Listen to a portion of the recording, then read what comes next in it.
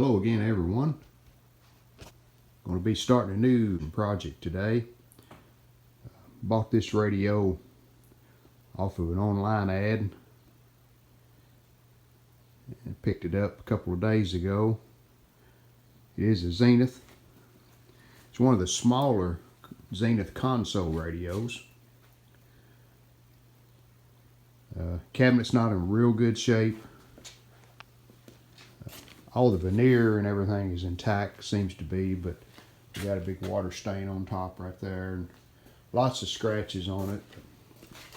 That can be fixed, so that's not too big of an issue there. The other problem it has is we got one button missing on the presets, and the knobs are all missing, along with the bass and treble button. The switch is there on the bass and treble, but the button itself is gone. But pretty original. Does still have the back on it, and the main reason the back's still on is the antenna is made into the back of this radio. You can see inside here, that's the wave magnet antenna.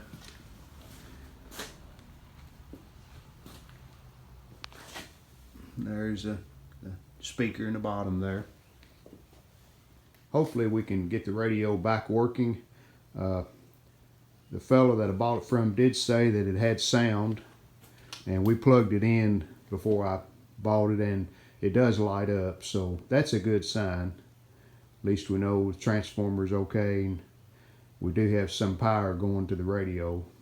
He did say it had noise if you left it on, let it warmed up, said it did have static coming through the speaker, so we'll see. So we're going to get started on this project. We're going to be pulling the chassis out and seeing if we can get it to work. And then if we can repair the chassis and get it tuning stations and get it to work okay, then we'll concentrate on the cabinet then. But a nice looking little radio. I like it because it's small. Doesn't take up a lot of room. So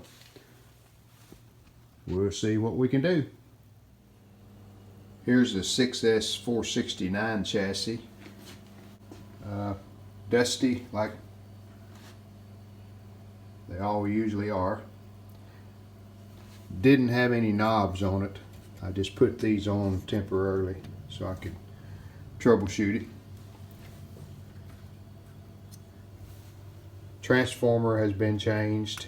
You see this one's hanging out past the chassis, and it seems to be working because the tubes do light up and the dial lights come on. So even though it's bigger, transformers are hard to find for these, so we'll definitely be keeping that if it's working okay.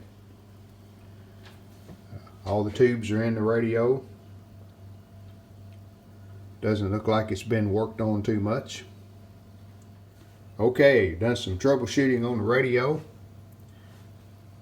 All the tubes did check okay, except here's what I found that was wrong with the radio.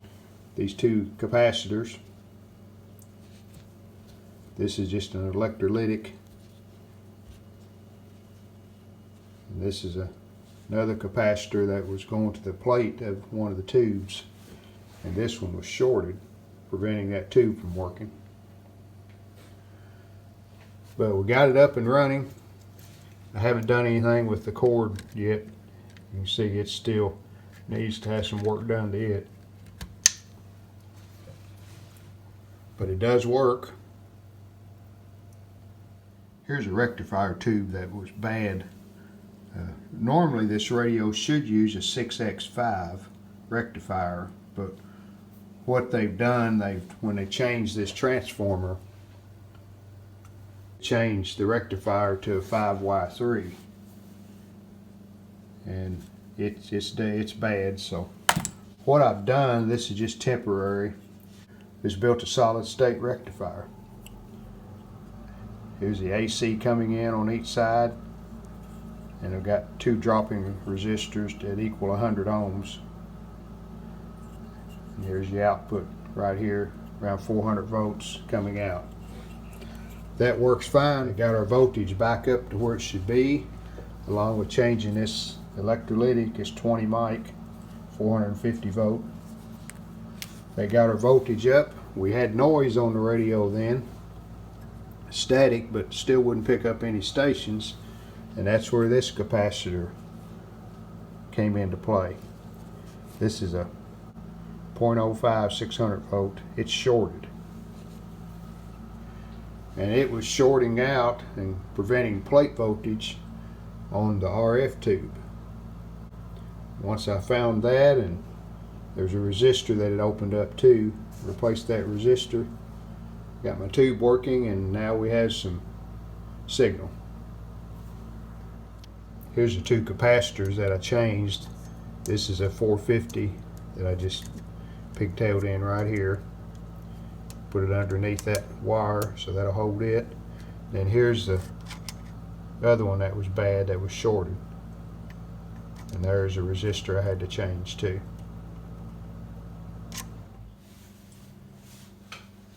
Okay, let's turn it on and see what we get.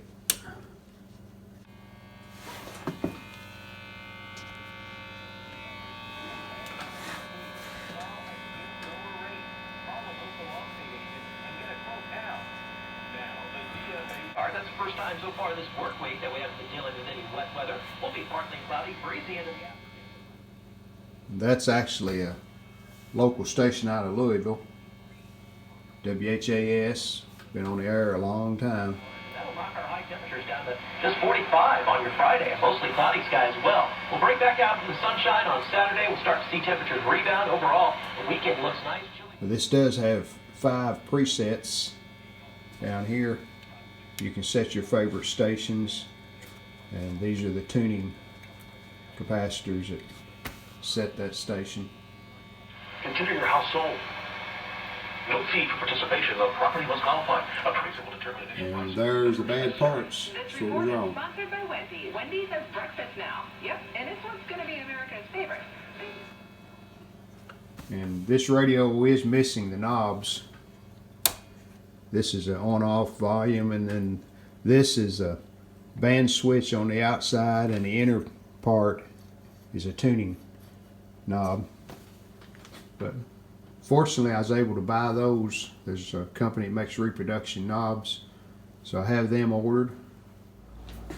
So we'll clean this chassis up as best we can, get the dust out of it, and we'll put a new cord on it and reroute it to where it's safe.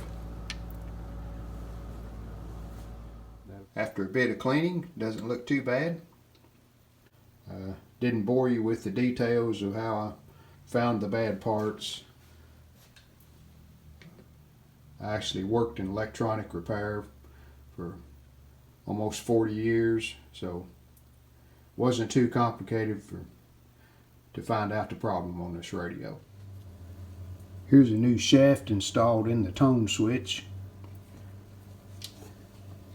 You see, you compare it to the old shaft, and the old one is broken off. And along with the new switch, we have some new buttons. They're called hook buttons. They just go on the end of that shaft, and that's your tone control. So we'll do both of them, and that'll be finished so we can put the chassis back in the cabinet.